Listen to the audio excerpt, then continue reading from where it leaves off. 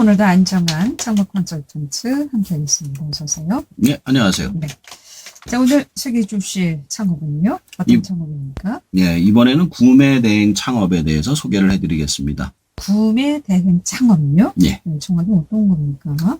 자, 구매 대행 창업이라는 게 인터넷상에 물건을 소개만 올려놓고서 소비자가 주문을 하면 그때 다시 공장에 주문을 해서 판매를 하는 방식의 창업을 말합니다. 기존의 인터넷 상점의 경우 재고를 가지고 판매를 하고 물건을 보내는 방식인데 반해 구매 대행의 경우 재고가 없이 인터넷에 물건을 소개하고 판매를 함으로써 재고 없이 사업을 할 수 있는 창업으로 인기를 얻고 있습니다.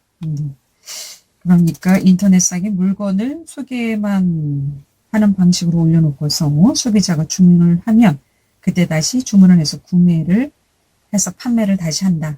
이런 방식이라는 말씀이시죠? 그렇습니다. 구매 대행 창업 오늘 이렇게 아이템 선정하신 이유는요?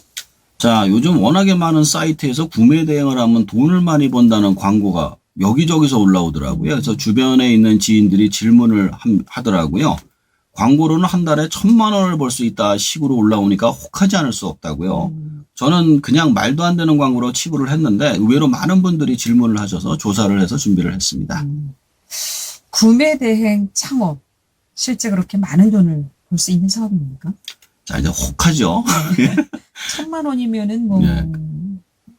굉장히 누구나가 한번 해보고 싶은 그런 창업일 것 같은데. 그렇죠. 네. 기존의 인터넷 창업의 경우 한두 가지 제품밖에 취급을 할 수가 없어서 고객층을 만들기도 어렵고 만든다 하더라도 경쟁에 밀려 쉽게 도태가 되는 반면에 구매 대행의 경우 일단 모든 제품을 올려놓고서 고객이 주문을 하면 되기 때문에 재고 비용 없이 경쟁할 필요 없이 고객층을 쉽게 만들 수 있기 때문에 그래서 누구나 창업할 수 있고 쉽게 돈도 벌 수 있다라고 이야기를 하는 겁니다. 이렇게 쉽게 돈을 벌 수 있다면 모든 사람들이 뛰어들 텐데 말이죠. 그럼 어떤 부분이 가장 큰 장벽이라고 볼 수 있을까요? 자, 3가지 정도가 있습니다. 첫 번째가 지식재산권의 장벽입니다. 두 번째가 광고와 실제 제품과의 품질 격차. 세 번째가 반품을 떠안아야 하는 문제가 큽니다. 그런 손해를 떠안는 거에 대해서는 이야기를 하지 않습니다. 자, 그럼 하나하나 알아보도록 하겠습니다. 먼저 지식재산권이 이제 장벽이라고 하셨는데 지식재산권의 장벽은 뭘 의미하죠? 자, 특허나 상표권 등을 말하는 건데요. 예를 들어 별다방 컵을 중국에 들여와서 팔았다고 생각을 해보죠. 아마도 별다방에서 지식재산권 위반으로 민사소송을 낼 겁니다. 그럼 지식재산권 위반으로 작게는 몇백, 많게는 몇천만 원짜리 손해배상을 할 수도 있습니다. 문제는 내가 워낙에 많은 물건을 팔다 보니 그런 물건이 올라가서 팔렸는지도 모르는 경우가 많아서 쉽게 당할 수가 있다는 점이죠. 그럼 10만 원어치 팔아놓고 그 이상 몇 배의 손해 몇백 배가 될 수도 있죠. 몇백 배 또 물어야 되는 그런 경우가 있다는 말씀이시죠? 흔해요. 손해는 위협 장사네요. 예, 그러니까 이렇게 모집을 하는 거예요. 자, 두 번째는 광고와 실제 제품 간의 품질 격차라고 하셨는데 이 부분에 대해서도 좀 설명해 주실까요? 자, 이게 일단 중국의 사이트나 사진의 내용을 그대로 들여오는 거기 때문에 그쪽에서 작정을 하고 속이려 하면 방법이 없습니다. 이게 실제로 사회 문제가 되기도 하는데 예를 들어서 4테라짜리 USB가 10,000원이라고 해서 파는 경우가 있어요. 실제로 4테라짜리 USB는 수십만 원에서 100만 원이 넘어가요. 그냥 근데 10,000원에 판매를 한다고 쓰는 거예요. 근데 이거를 그냥 자동으로 하다 보니까 걸러낼 방법 없이 그냥 판매를 하는 겁니다. 그러니까 인터넷상으로는 4테라짜리 정말 USB를 올려놓고 실제 물건을 구입하면 4테라짜리 USB가 아닌 허접한. 예, 그렇죠. 일단 읽어보면 4테라가 떠요. 네. 근데 저장을 해보면 한 4기가 들어가고 그다음부터 안 들어가는 거죠. 그리고 좀 쓰다 보면 망가지는 거예요. 그럼 반품을 하게 되면 어떻게 돼요? 이제 그 반품도 그 본인이 책임을 져야 되는 거죠. 만약에 파손 이게 불량이다. 그럼 반품을 지는 것도 판 사람이 책임을 져야 되는 거죠. 근데 이거는 나는 재반품은 또 안 되는 거고. 자, 반품을 떠날 수밖에 없는 그런 구조인데 다른 곳에 팔거나 할 수가 없는 구조라는 얘기인가요? 그러면? 예, 그렇죠. 일단 구매 대행이라는 것 자체가 이게 물건을 들여와서 어떤 소매상이 물건을 일반인한테 파는 게 아니라 개인이 물건을 사는 걸 도와주는 거예요. 그래서 일반인이 물건을 사는 걸 도와주는 것이다 보니까 반품의 경우도 원래 공장으로 해야만 하는데 거기 들어가는 물류비가 제품 자체보다 비싼 경우가 많기 때문에 쉽지가 않습니다. 그래서 반품을 그냥 떠안는 경우가 대부분입니다. 직접 뭐 이렇게 제조하는 공장보다 싸게 팔 수는 없을 거 아니에요? 아무래도. 그렇죠. 예. 그러면 구매 대행 창업을 권하는 사이트에서는 어떤 식으로 돈을 벌길래 사람을 이렇게 모집한다는 거예요? 자, 일단 구매 대행 사이트에서 일단 자신들이 만들어진 사이트에 이름만 올려놓고서 돈을 받아가는 일종의 바지 사장들을 모집하는 겁니다. 사이트에 올라간 물건은 다 똑같은데 사이트몰 이름만 다른 이름으로 해서 자신들이 중간에 도도매를 통해서 돈을 버는 거죠.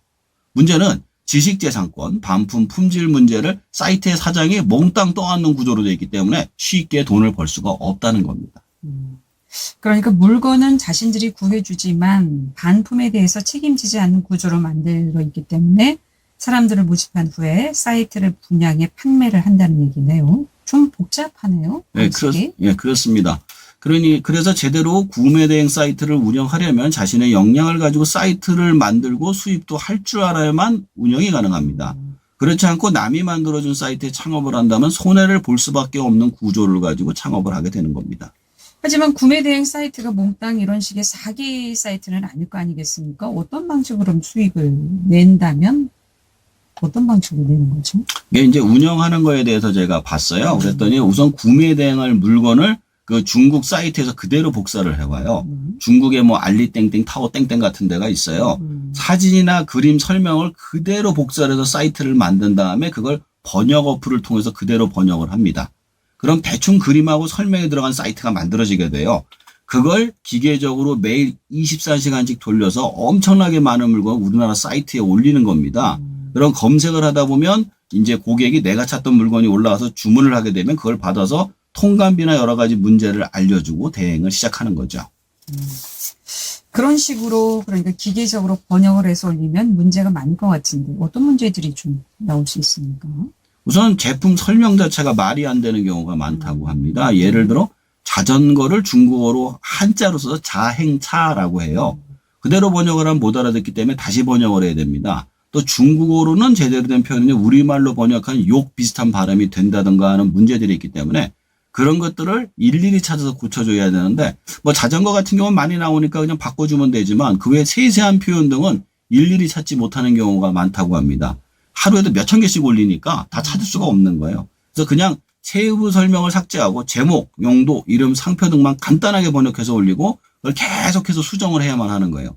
이게 시간이나 노력이 어마어마하게 들어가는 부분이고요. 여기서 중요한 게 뭐냐면 그 상표권이 등록이 된 건지를 검색하는 데 들어가는 시간이 엄청 들어가요. 이게 혹시라도 저작권의 문제가 될까 봐 그거를 검색을 다 해봐야 되는 거예요. 찾아서. 어렵네요. 어렵죠.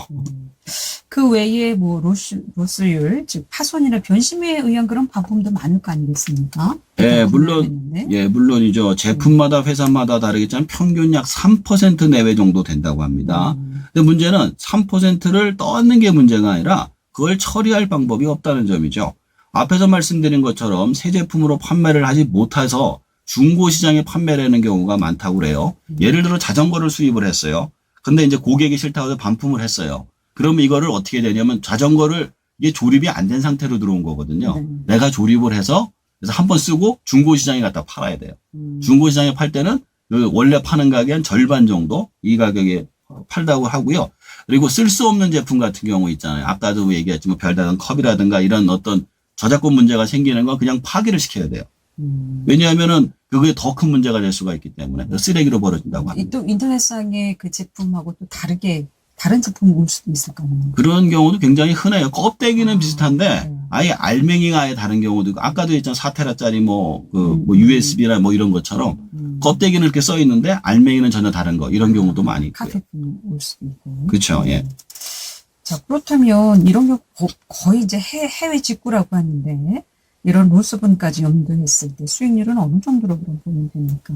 그러니까 제품 가격을 올릴 때 중국 사이트에 2.5배 정도로 해서 올린다고 해서 그래서 중간에 배송비, 파손시 금액까지 계산해 놓을 수 있으니까 수익률은 제품 가격이 한 20% 정도 된다고 합니다. 물론 중간에 소송에 걸리거나 하는 경우는 제외입니다. 그건 일괄적으로 계산할 수 없는 부분이니까요. 자, 그렇다면 어떤 분들이 이런 구매 대행 창업을 하시는 게 좋을지 정리를 좀 해주시겠습니까? 이게 귀가 얇아서 혹하시는 분들은 일단 하지 마시고요.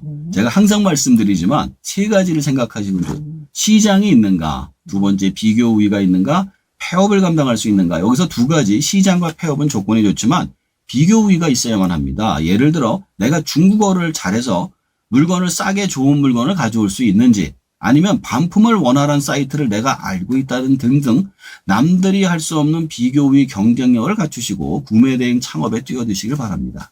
변심이나 반품, 파손 이런 경우를 또 대비 안 할 수가 없겠네요. 그렇죠. 그러다 보면은, 결국 승부가 거기서 나는 거예요. 어떤 제품을 내가 어떻게 반품료를 처리할 수 있느냐. 왜냐하면 다 같은 조건에서 물건을 팔고 있으니까. 오늘 구매 대행 창업에 대해서 알아봤는데 혹 하지 마시고요. 지금 정리해 주신 세 가지 꼭 확인하시고 창업하셔도 하셔야 될 것 같습니다. 지금까지 안정한 창업 컨설턴트였습니다. 잘 들었습니다. 네, 감사합니다.